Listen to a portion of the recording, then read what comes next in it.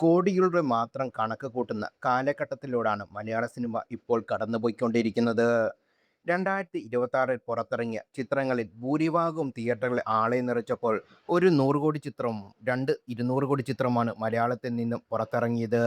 ഇതിൽ ഏവരെയും ഞെട്ടിച്ചുകൊണ്ടാണ് ബിപിൻ ദാസിന്റെ തിരക്കഥയിൽ സബിൻസ സംവിധാനം ചെയ്ത വാഴ 2 തിയേറ്ററിൽ തേരോട്ടം നടത്തിയത്. ഏപ്രിൽ 2-ന് തിയേറ്ററിലെത്തിയ ചിത്രം ബോക്സ് ഓഫീസിൽ നിന്ന് 222 കോടിയിലധികം നേടി ബോക്സ് ഓഫീസിൽ ഹിറ്റടിക്കുന്ന കാഴ്ചയായിരുന്നു പ്രേക്ഷകർക്ക് സാക്ഷ്യം വഹിച്ചത്. എന്നാൽ വാഴയുടെ നേട്ടത്തിന് അധികകാലം ആയുസ്സില്ലെന്ന സൂചനയുമായിട്ടായിരുന്നു മലയാളത്തിന്റെ സ്വന്തം മോഹൻലാൽ താരത്തിന്റെ കരിയറിലെ ഏറ്റവും വലിയ ഫ്രാഞ്ചൈസിയായ ദൃശ്യത്തിന്റെ മൂന്നാം ഭാഗമായി തിയേറ്ററിലെത്തിയത്. ലോകമെമ്പാടുമുള്ള തിയേറ്ററുകളിൽ വലിയ ഓളം സൃഷ്ടിച്ച ചിത്രം ഇപ്പോഴിതാ വാഴ 2വിന്റെ കളക്ഷൻ റെക്കോർഡുകൾ ഭേദിച്ചുകൊണ്ട് മുന്നേറുകയാണെന്നാണ് റിപ്പോർട്ടുകൾ സിനിമാ പേജുകൾ പുറത്തുവിടുന്നത്. റിലീസ് ചെയ്ത് 14 ദിവസം പിന്നിടുമ്പോൾ ചിത്രം ആഗോള ബോക്സ് ഓഫീസിൽ നിന്ന് 225 കോടിയിലധികം നേടി എന്നാണ് റിപ്പോർട്ടുകൾ സൂചിപ്പിക്കുന്നത്. ഇതോടെ വാഴ 2വിനെ പിന്തള്ളി മലയാള സിനിമയിൽ ഏറ്റവും കൂടുതൽ കളക്ഷൻ നേടുന്ന അഞ്ചാമത്തെ ചിത്രമായി മാറിയിരിക്കുകയാണ് ദൃശ്യം 3.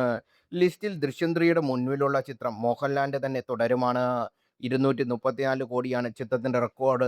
ദൃശ്യം 3 താഴ്ക്കുമെന്ന് ഏതാണ്ടൊക്കെ ഉറപ്പായിരിക്കുകയാണ്. ഇനി ആരാധകർ കാത്തിരിക്കുന്നതാകട്ടെ 242 കോടി നേടി മൂന്നാം സ്ഥാനത്തുള്ള മഞ്ഞുമൽ ബോയ്സിന്റെ റെക്കോർഡ് ദൃശ്യത്തിന് തകർക്കാൻ സാധിക്കുമോ എന്നാണ്. അതേസമയം കേരള ബോക്സ് ഓഫീസിൽ മാത്രം കാര്യമെടുത്താൽ വാഴ 2വിനെ ബഹുദൂരം മുന്നിലാണ്. 122 കോടിയിലധികമാണ് വാഴ 2 കളക്ഷൻ സ്വന്തമാക്കിയത്.